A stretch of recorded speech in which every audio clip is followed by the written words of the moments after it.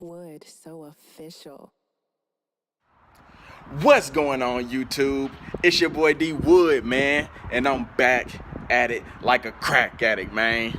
As y'all know and see from the title of this video, we will be doing a vlog on the K&N Drop-in Filter for the 3.6 Pentastar. I've seen a lot of videos for the Hemi regarding the drop-in filter, but none necessarily for the 3.6. So I figured I'd go ahead, you know what I mean, and take my shot at it and doing a little product review. This will not be, you know, a full in-depth tutorial because it is nothing but about 3 screws, pulling a hose off, and that is it, man. So anyone can do it with a set of tools, man. And once I actually pan the camera over to the engine bay to show y'all what the K&N filter look like, I'll show y'all where the screws are so that y'all can get this knocked out yourself.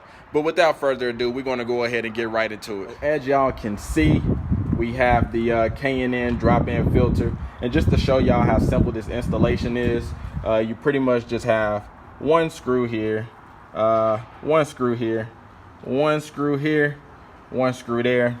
Pull this hose off and you should have access to the drop-in filter. I did a lot of research regarding the going with a cold air intake system or going with a drop-in filter, and I decided to go with the drop-in filter because a lot of people were saying that the only thing they got out of the cold air intake was an increase in engine noise. If you want that for yourself, that will probably be the way to go. But for me, my plans in the future is to real supercharge this baby. So I have no reason to go with a cold air intake because once I get the real supercharger, it will have its own intake system. But anyways, man, I'm gonna go ahead and unbox this for y'all so that y'all can see what this filter looks like. All right, y'all, so here's a comparison of the K&N filter alongside with the factory filter. Here's the front side, back side, front side, back side. Nothing too complicated, very simple system. As I did mention, it was a very easy uninstall. It was just that one screw, that one screw, that one screw, and this clamp. As I mentioned, I did, however, say that you had to remove that hose, but you do not have to remove that hose in order to get this air box up. So if you are just trying to put the drop-in filter, you do not have to worry about removing that hose. But once I get this K&N filter in place, I will go ahead and get y'all some sound clips with the hood open and along with driving. So stay tuned.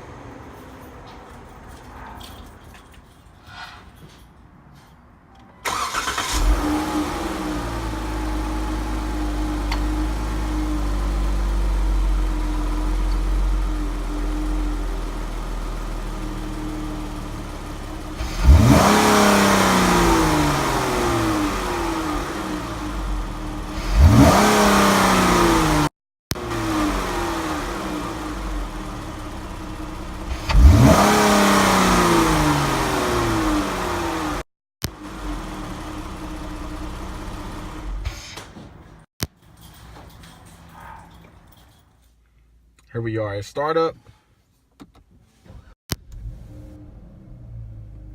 And immediately on startup, I do hear a slight difference. It's a little bit more, I don't want to say throatier sound because it is a V6, but definitely a deeper tone in comparison with the factory filter. So I guess we can go ahead and go take a quick trip to go see exactly what this thing sounds like on the road. Now, mind you, these are not official results. This is basically just, you know what I mean, a dyno tune from the ass. Literally. As I mentioned, the cold air intake will produce a little bit more noise, but after I did a lot of research, I did research that the drop-in filter did perform just as well as the cold air intake system, and the only difference being that the cold air intake is a little bit more louder on the exhaust note, or the engine noise, I guess I should say. Other than that, man, a lot of people have said that Dodge's produced a really nice intake system, so ain't no reason to change it.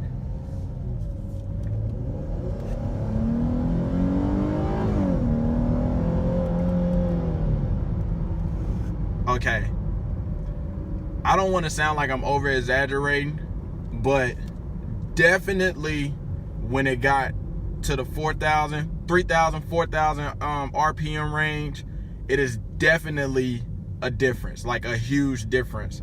I won't say that throttle response is you know what I mean, it isn't, to me it isn't like a really big difference, but I would definitely say the higher end of the RPMs, it makes a huge difference in how this car pulls. So we gonna get one more pull in before we call this thing a day.